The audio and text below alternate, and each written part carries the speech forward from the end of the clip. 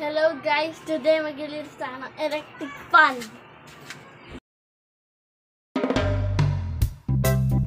Ngayon, tanggalin na natin yung cover. Paano ba to? Hindi ko matanggal.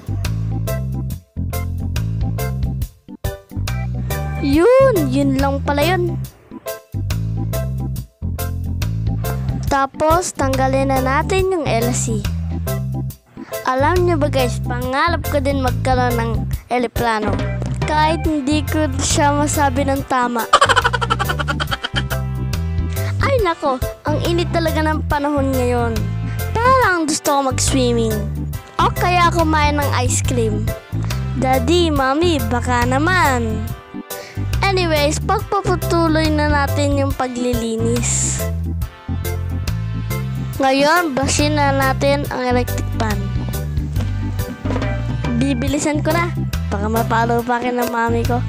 Alam nyo ba, every Sunday naglilinis ako. Kasi balang araw, para sa akin din naman to. Alam nyo ba guys, bakasyon namin ngayon. Ang payo ko lang sa mga katulad kong bata.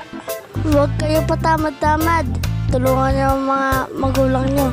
Kahit sa simpleng paglilinis lang, tulungan nyo ang mga magulang nyo para makapagpahinga naman sila.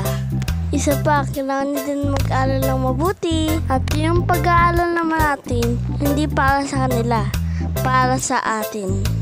By the way, tapos na po ako maglinis. Kinakabit ko na lang. Nakakapagod pala no? Pero ang masaya, nakatulong ako.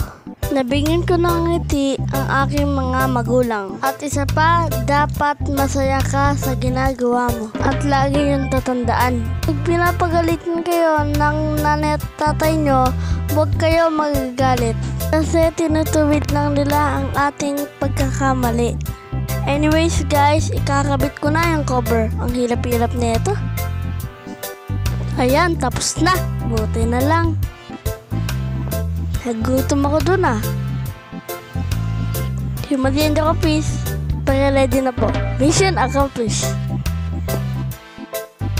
Bye-bye!